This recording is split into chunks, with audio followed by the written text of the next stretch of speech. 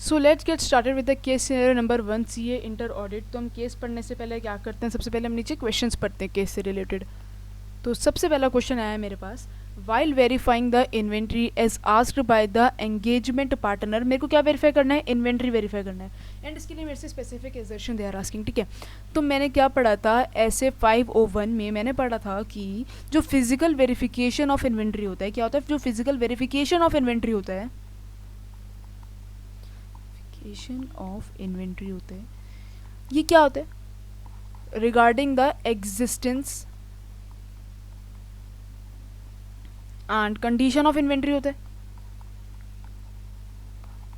ठीक है, regarding the existence and condition of the inventory होता है इसमें, राइट है। तो हमारा कौन सा सही हो गया answer, B. Let's go to the question number 2।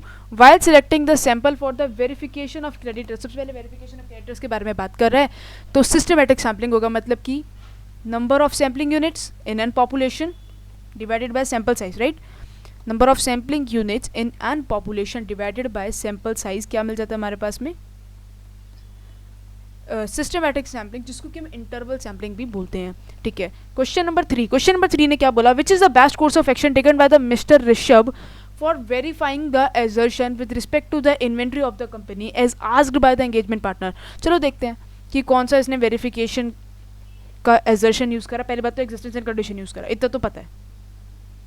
ठीक है, इधर देखो, mister Rishabh was asked by the engagement partner to verify the ownership assertion of the inventory held by the company. To verify such assertion, इसने क्या check करा, attendance, physical मतलब physical attendance of the audit team at the physical inventory count being conducted by the company.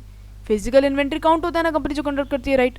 The Rishabh was of the view that only attending the physical inventory count, the ownership assertion with respect to the inventory of the company can be checked. ठीक है, और इसमें हम सोनी के बारे में पढ़ लेते हैं कि जो दूसरी टीम मेंबर थी सोनी, जिसने बताया कि डिफरेंट पॉइंट ऑफ व्यू है इस सिचुएशन का, उसके हिसाब से सोनी के हिसाब से क्या होना चाहिए, the correct course of action in this regard is that mister Rishabh should verify the purchase requisition, purchase order, receiving reports, vendor invoices, inventory records, payment file, etc. Ownership assertion को वेरीफाई करना केवल सही नहीं है। अच्छा, ठीक है, तो क्या लगता है किसने सबसे बेस्ट बताया, तो मुझे लगता है कि मिस सोनी ने सबसे बेस्ट बताया। तो mister Rishabh should agree with the miss Soni and follow the course of action suggested by her. Okay, question number 4, with respect to the verification of the share capital, okay, balance of the company, which of the following is most correct, देखते हैं which of the following is most correct. मिल गया share capital का, क्या, during the audit while verifying the share capital balance of the company, while verifying the share capital balance of the company, mister Rishabh and miss Soni notice that there has been no change in the share capital raised by the company. Miss Sony of the view that since there has been no change in the share capital of the company, ध्यान रखना यहाँ पे क्या कह रहे हैं, there has been no change in the share capital of the company, तो यहाँ पर किसी भी तरीके का कोई भी एविडेंस ऑब्टेन करने की जरूरत ही नहीं है शेयर कैपिटल बैलेंस पे, क्योंकि चेंज ही नहीं हुआ। ठीक है, हाउएवर जो मिस्टर ऋषभ है obtain that they should obtain the audit evidence even if there is no change in the company's capital structure during the year, and according to Mr. Rishabh, such evidence can be a written confirmation from the account manager.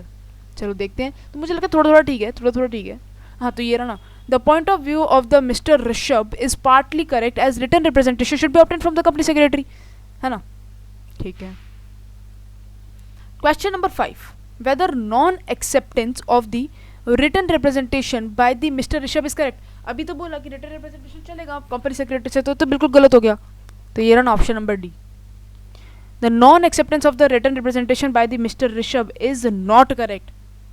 ठीक है, ठीक है, आगे चलते हैं। Whether the view of miss Soni regarding the assembly of the final audit file is correct. देखो, final audit file की जब हम असेंबली करते हैं तो हम उसमें क्या चीज़ ध्यान रखते हैं, ये रहा ना, miss Soni, only changes of the administration nature can be made, that is deleting superseded documents, sorting, collating, cross-referencing working papers, and changes like recalculation should not be made during the such final assembly process. तो बताना जरा सोनी सही कि सोनी गलत। View of miss Soni is definitely correct. Thank you very much.